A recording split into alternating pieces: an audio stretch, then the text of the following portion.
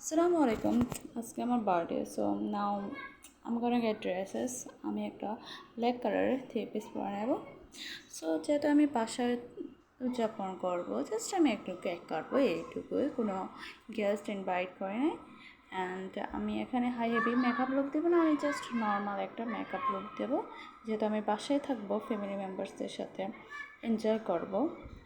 So আর আমি normally এত heavy makeup পছন্দ করি না, আমি যে ন্যাচারাল থাকতে পছন্দ করি, যেটা আমি জাস্ট ওইটাই। সো আমার ফেসে foundation primer and face water apply করার পর আমি একটু হালকা একটু ব্রাশ দিয়ে দেবো পিঙ্ক কালারের।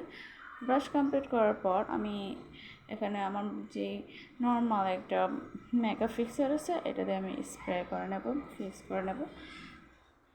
এখানে কোনো বাড়ি মেকআপ লুক দেখবেন না, বাসার ভিতরে আবার কিসের বাড়ি মেকআপ লুক।